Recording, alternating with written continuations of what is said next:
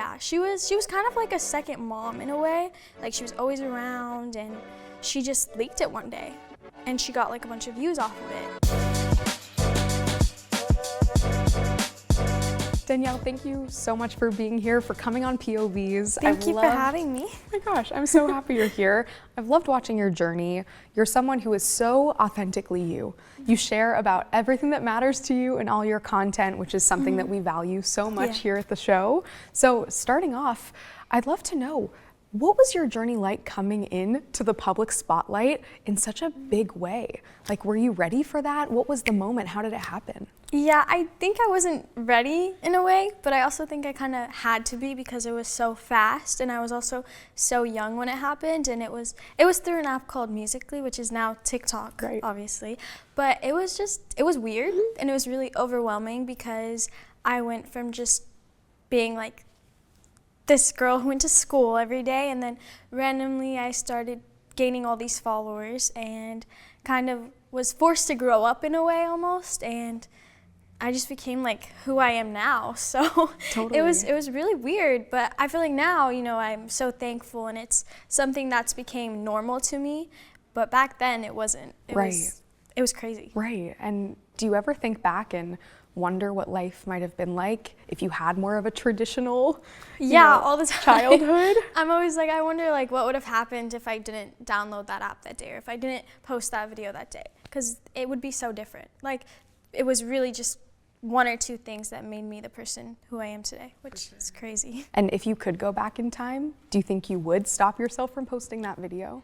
No, I think I always kind of try to live by like everything happens for a reason, and you know, I'm supposed to be where I am right now in life. So I don't regret it, but you know, sometimes like I'll sit back and I'll be like, I wonder, you know, like I wonder what would have happened, or like what if.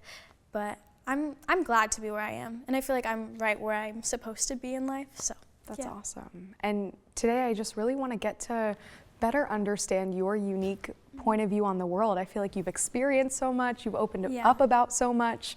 And looking back on your childhood, I know you were sharing with me you're from Florida. When you look back on how you were raised, what parts of your childhood do you feel like made you the person you are now? I kind of grew up in a very interesting childhood. I didn't have the best childhood. And I think when I was brought onto social media, it was really cool for a lot of people that also went through the same things as me, because like you said, I do open up about a lot, and I was able to kind of help other people that went through what I went through as a child. And I think that was one of the reasons why people felt so close to me and would follow me a lot. So I think a lot of things that happened in my childhood, they did really like impact me on social media, and also I think they kind of made me really strong. And I think that when I started social media, if I wasn't as strong as I was because of all the stuff I went through, I wouldn't have been able to, you know, make it this long doing social media, because it's really hard. For sure. And I think that kind of prepared me for it in a way. That's awesome. And it's great to hear that you're on that part of your journey now where you can look back and say, hey, that made me who I am, it made me stronger. But if you don't mind me asking, what were some of those challenges in your childhood that kind of defined that strength? Well, I grew up with two parents, but they ended up splitting up actually right kind of when I started social media, a little bit right before. But they were really toxic, and they would fight all the time. And, you know, I kind of like grew up always, you know, with screaming in the back of my house, or, you know, like not knowing if my parents were still going to be together the next day. And when they split up, my dad, he had kicked my mom out and us, me and my brother, so we didn't really have anywhere to go, and we actually were homeless for a couple days, and then we had to like stay in a hotel. So it was just, you know, it was not having a lot of money, you know, being poor, just split up parents, you know, a lot of things that a lot of kids nowadays, like they go through, because, you know, even though it's a hard situation, it's kind of it happens to a lot of people, I would say. So, yeah. Well, thank you for sharing that. I'm sorry you experienced that. No one should have to go through that. Do you still have a strong relationship with your dad? It's kind of been weird over the years because everything that had happened, but I almost like to be like, okay, like, you know, you never forget things, but you forgive. And so I try to be like the most forgiving person. And over the years, we've kind of, you know, talked things out, and we've gotten a relationship, but it's still not the best it could be. Got it. Yeah. Yeah, I hear you. And thinking back to those moments, maybe when you were in your room and your parents were yelling at each other, or when you ended up getting kicked out with your mom, did you talk about it then? Were you having those hard conversations with either of your parents? No, it was more, I was so young and I didn't really understand what was happening for like the most of it until I started growing up a little bit, and you know, I would like go to school and I was like in sports and stuff, and I would see like other parents there, and you know, I would always just see my mom there. It was never like my mom and my dad together, and I would see the way other parents would act with each other, and it would always like, that's when I started realizing like something's not right with my life, like this isn't normal. And as I got older, I just kind of realized like this is weird. And then when they split up, that's when they kind of would start having conversations with me, but it was more of like the conversations where like the parents, you know, when they split up, they're mad at each other and they want you to like pick one, you know? So it was more just like, well, who do you want to live with? You know, it was things like that. So that was like kind of the conversations that they would have with me. Yeah, that makes sense. And when you think back on the divorce, what impact did that have on you and who you are today? It didn't really bother me as much, the whole them splitting up. I wasn't really ever bothered by that. It was more just the fact that I was just sad. I was like, well, now it's like, it's not gonna be like a family anymore. It's just gonna be like me, my brother, and my mom. But I just kind of try to like stay strong. And I think that's why I'm also as strong as I am today. And I just kind of like kept it in my mind. I was like, you know, like if my mom's not happy and my dad's not happy in this relationship, like I'm not gonna be mad at either of them. I'm gonna let them do what makes them happy. So I kind of just let it happen. I didn't want to get involved. Yeah, I hear that. And it's awesome that you were able to stay strong throughout that. And I know we talked a little bit about how, you know, you came into this public figure, you know, platform pretty early on in your life. Yeah. What made you want to start opening up about your struggles and the things that most people don't want to talk about? I think it was just that people kind of would see things that were going on by the videos I would post. Like you could see, like obviously I was like had moving boxes in a hotel room. Like people, they were always asking questions, and I would kind of answer some of them, but I was always like, it's no one's business. Like this is only my business. Like I don't want to tell people what's going on. But I think after I started realizing that I could help people, other people that were going through the same things as me, that's when I kind of started opening up about it, because I wanted to be able to help other people. Because if I was able to have someone when I was going through that to look up to and help me with it and understand that like this is normal, it happens, like that would have been amazing. I would have loved it. So I think when I realized that, I was like, okay, like I want to be able to help people and, you know, make them feel better about things and know that like they're not alone. So I think that's why I started opening up so much. It's awesome. And you've been a role model for so many. You're like that older sister figure, and I think it's amazing that you do open up about so many hard topics. And I know you've opened up in your content before about how sometimes there are issues that you're really nervous to talk about, or maybe things that have happened in your life that you didn't necessarily want to open up about, but maybe it got leaked, maybe the world or the media is talking about it. How have those experiences impacted you, where maybe something has been leaked and you had to respond to it, not because you wanted to, but because you had to? There's been a couple things that I have definitely not wanted to open up about, but I had to. And there's also been things where I've wanted to open up about, but the things that I didn't want to, it was more just like I would just be doing my own thing one day, and then my comments would start flooding with things that no one should have known about. And I would just be like, how do they know this? And then I would go on YouTube and see a video of like one of my old friends or like a close family friend just leaking a video of me talking about something. And I would just be like, okay, like what is this? And then they would do it so they could get views on YouTube or TikTok or really anything. They just wanted to get views, and they would leak things about me. And it was things that, like, of course I would love to talk about them, but I wasn't ready at the time. Like it wouldn't have been a problem if it was like now, but at that time I wasn't ready. I wanted to wait till I was ready to talk about a lot of those things. And what's an example of one? Yeah. Like what was that video about? It was about, I had an abortion and someone had leaked the video of me telling my mom, basically. Wow. Yeah, so. Was that a close friend? Yeah, she was kind of like a second mom in a way. Like she was always around, and she just leaked it one day, and she got like a bunch of views off of it. And I don't talk to her anymore, obviously. How did that make you feel when that video came out? I was more scared because it's such a controversial thing. Like everyone has a different thought on that, and that's okay. I stand by my thoughts on it, and I don't care what other people think. But I was just like, I'm not ready for this to come out. It had just happened like maybe a couple months before the video came out, and I was still like coping with it myself. And I was finally like getting to a point where I was like, okay, like I'm okay, like I'm finally over this, like I'm happy again. And then next thing I know, the whole world knows about it. Wow. So I just kind of had to open up about it. And looking back, are you happy that you did open up about it, or do you wish that you would have been able to kind of process it by yourself? I wish it was like a little bit longer, because I was still processing, but I'm happy that it was, because I feel like it helped a lot of other people. Yeah. So I'm sure it was a good thing. And abortion is a controversial Yeah. topic. You know, it's one that a lot of people are uncomfortable talking about. They don't talk about it, yeah. And here, you know, on our platform, we celebrate that. I mean, we should be having more conversations, especially about topics like abortion. And, you know, thinking back on that experience for you, do you feel like you can see the forest from the trees and reflect back on it, or does it still feel recent and fresh?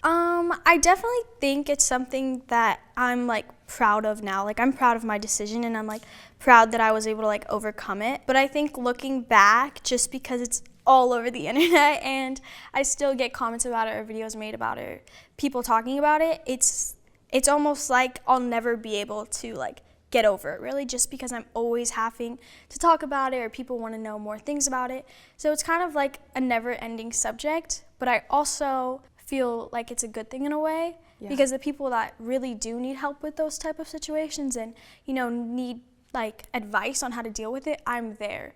And there's not a lot of people that will speak up about it, so I'm happy to be that person that will speak up about it. And when people bring it up again or make a video about it, do you feel the need to justify your decision? No, I've never felt that way. Even when it first came out, I never felt like I needed to talk, like I didn't need to tell people. Like I know a lot of people, they thought I was wrong for what I did, but always in my head, I always thought it was okay. Like I always thought that it should be my choice, you know? And what was going through your head in that moment when you found out you were pregnant and you were deciding what to do? What ultimately led you to choose abortion? It wasn't my first choice, obviously, but I was young and I wasn't ready, and it wasn't with, you know, the best person, and we weren't in a relationship, you know, we were exes, and it was just a lot to handle, and it took me a week before I even figured out what I was gonna do. I didn't know what I wanted to do, but I also knew that, like, it is my body, and I shouldn't, you know, depend this on other people. I need to do what I know is right, and if I'm not ready to do this, I shouldn't be forced to go through with it, you know? Yeah. So that was kind of what was like, okay, like I'm gonna go and do this. And I know you said it wasn't your first choice, obviously. Yeah. I know you just said that. Yeah. Why wasn't it your first choice? What was your first thought? I feel like, I mean, like, some people, you know, they're like, okay, like I need to go have an abortion. But that wasn't my first choice, and I feel like a lot of people, they don't understand that when I say that, because they're like, what do you mean? Like, you had it, so why wasn't it your first choice?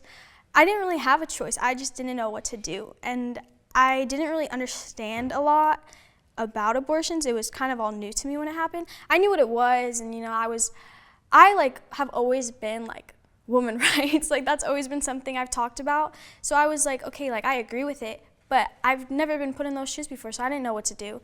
And I didn't know, you know, like what it was or like what happened during it.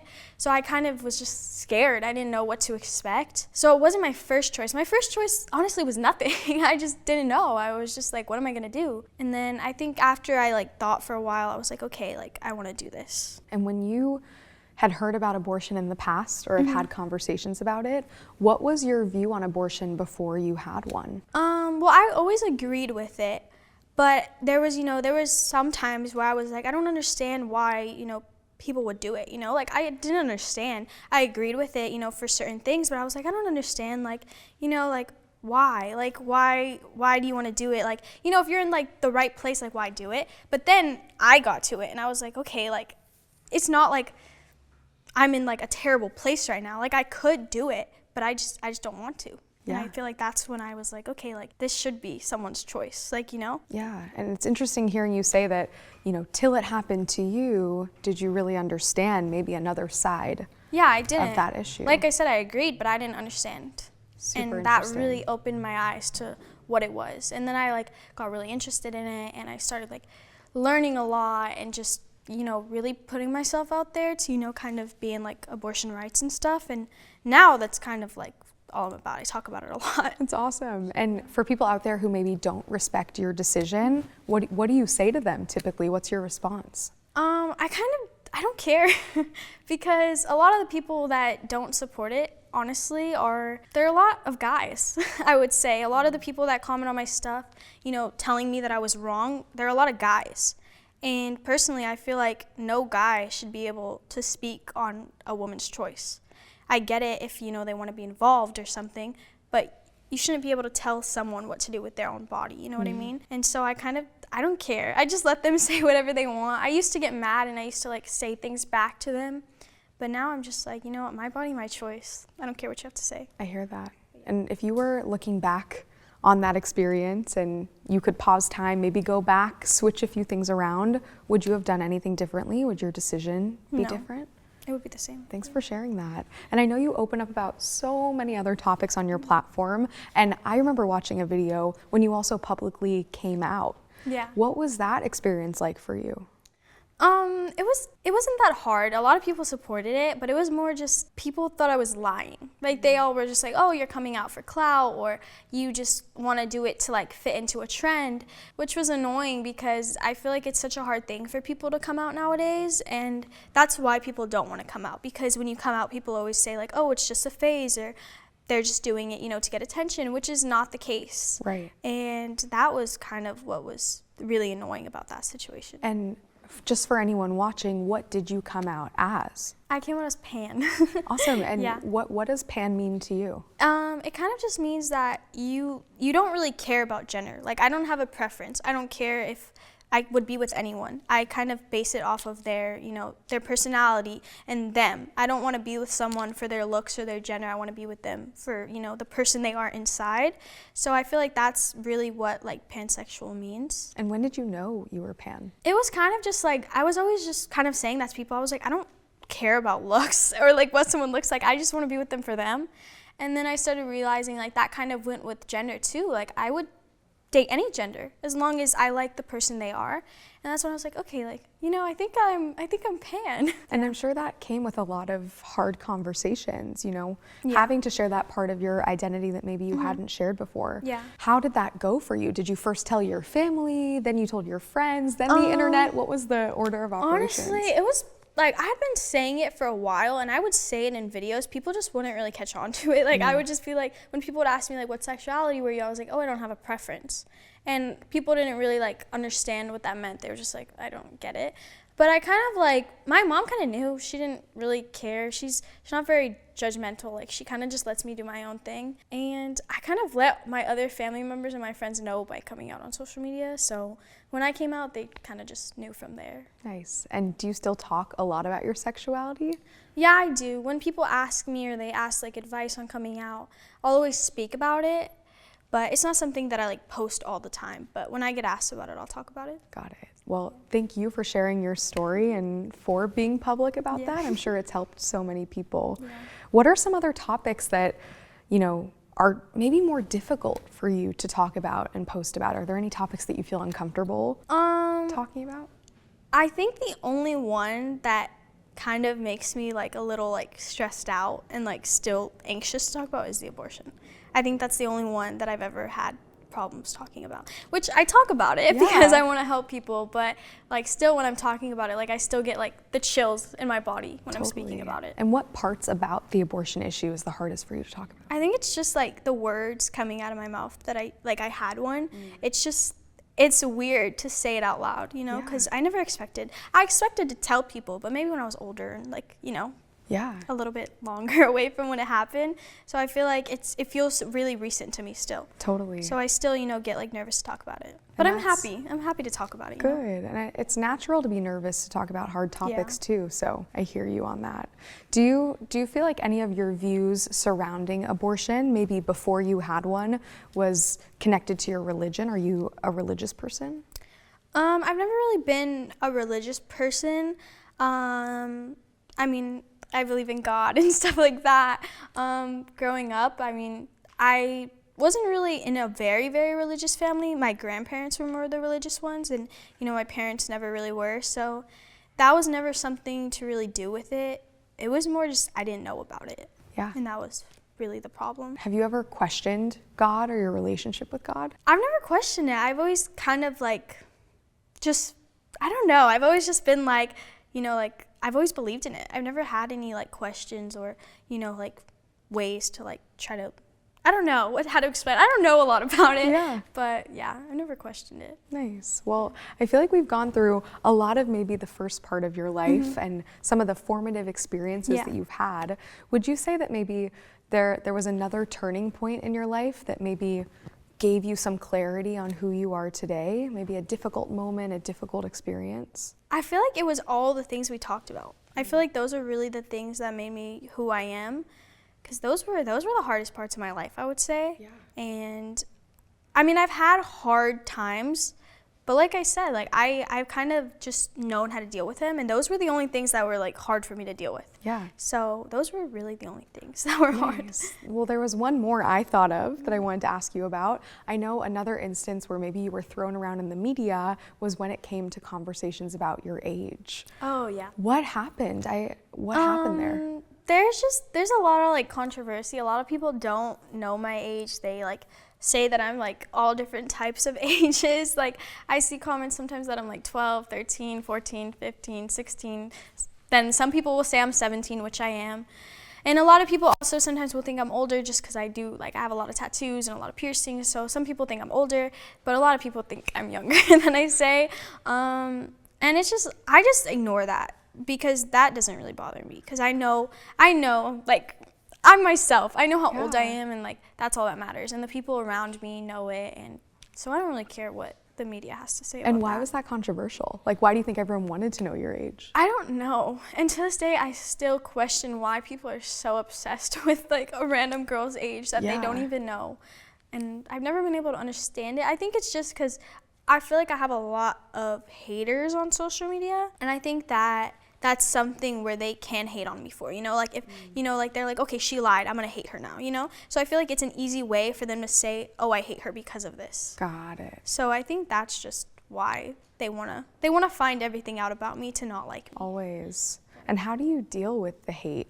What do you tell yourself? How do you kind of block out the noise? I mean, since I started, I've never been bothered by hate. And I don't, like, in the beginning, I was like, why am I not bothered by this? But now I look back and I'm just like, I just don't care. I don't care what people have to say. I never have, like, even when I was younger. And even now today, I've never cared. I just know I'm my own person, and people are always going to talk about you. And that's kind of what you have to understand, especially in such a public eye. Yeah. People are always going to have something to say. And it gets hard, like, for some people that I hang out with, or, like, even my boyfriend or my mom, like, they get a lot of hate just, you know, for being in my life. Wow. And I know it's hard for them sometimes, and I always, like, try to remind them, I'm like, it's just haters. Like, they're going to talk no matter what. Yeah. But I'm sorry you've had to go through that. People can be brutal online. I know. And I know you mentioned this already with the friend that leaked the video, but have you also found it difficult when maybe people in your own life betray you or go against you? Yeah, I mean, at first I would just kind of ignore it. I'll be like, okay, they're a fake person, like whatever, move on to the next person. And then it just kept happening. Like every time I had a falling out with someone, they would go online and they would either just like tell really personal information about me that no one needs to know, or just spread lies. And so now I kind of just became really closed off, and I just don't want to let anyone in, because that's just how people are. And they'll care about, you know, social media, or, you know, gaining followers or getting views on videos, you know, talking bad about me or, you know, someone else, instead of real friendships. And I just kind of had to realize that. So I kind of just stay to myself now. I don't want to let anyone else in. That's tough. Yeah. I mean, as soon as someone betrays you, your walls go up. And I'm sorry that's happened.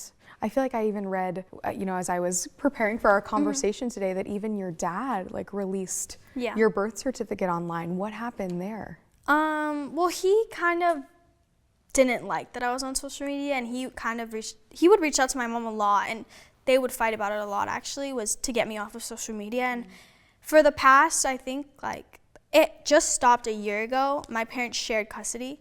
And so I would be at his house for like a week out of the month, and then my mom's house. and they were always fighting. He was always saying, no social media while you're at my house, like you aren't allowed to do it. So he just wanted me off social media. He hated it. He didn't like it at all. And when I told, the main reason why he didn't like it was because I had told people on an interview like what happened between my parents, and a lot of people looked at him as like a bad guy, which, you know, there was times where he was a bad guy, but like I said, people change.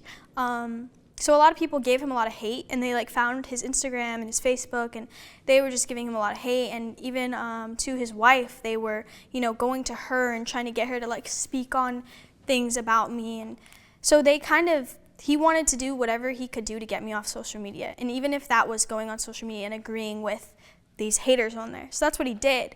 And yeah, I was upset. I was just like, why would you do this? And I didn't talk to him for a while until the abortion got leaked, actually. I got a call from him. Wow. And he was like, you had an abortion. So I had to explain to him kind of what happened. And he was supportive. Like, he didn't really mind it. But that made him feel bad, because at the same time that he released it was the same time that I was going through an abortion, and he didn't know that. And so that's what made him feel so bad, was because he was like, I'm so sorry because I put more stress on your plate when you were going through all this stuff. And that's what kind of brought us like back to being okay again, because he apologized, and I was like, okay, like it's fine. And he told me, he was just like, I just wanted to do whatever to get you off social media. I didn't want you on there. And if that meant going against my morals and, you know, posting things on the internet, that's what I'm gonna do. And so I think now he knows that, you know, that was a really messed up thing to do. Yeah. But yeah.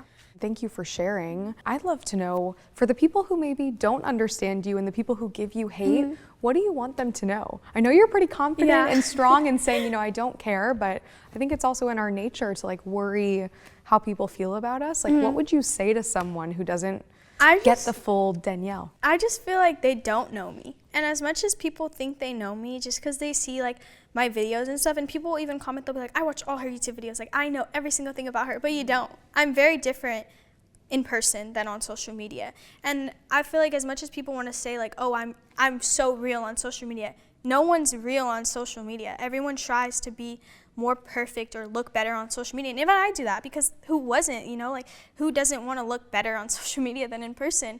So people don't know the real me. They see me, you know, on social media, but they don't see me in person. Right. And I think if people actually even hung out with me for like a couple minutes, they would have a different perspective on me. Totally. So and I even feel that here with you on this couch. I'm very different than I'm on social media. And you're like such a kind, caring person. And today I just appreciate how open you were about all of the things you've gone through in your life, and looking back on some of those formative experiences. For any young person out there that's maybe struggling or going through some of the things you've gone through, what would you say to them? Or even what would you say to your younger self? Yeah, I would just say that you have to be strong no matter what, and you have to remember that you're your own person. And, you know, even if it's family telling you what you're doing is not okay, or a friend telling you, you have to remember that you need to do what feels right to you. And even if that means that you're going to lose people in your life or get hate, you know, whatever the circumstances, that you need to do what's going to make yourself happy. And I would just say, just be you. Honestly, I know that like sounds cheesy, like be you, but it's true. You really have to, you know, like remember who you are and just be yourself. I love that. And my last question for you is, anytime here on The Conversationalist on POVz, we talk about really hard things, and a lot of people are afraid to share their true opinions, especially now with cancel culture, you know, everyone having an opinion on what you think and what you do. What advice would you have for someone who wants to share about harder topics and to have those conversations, but they don't know where to start? I think that, you know, a lot of people have different opinions, and that's okay. There's nothing wrong with someone being against what I'm for.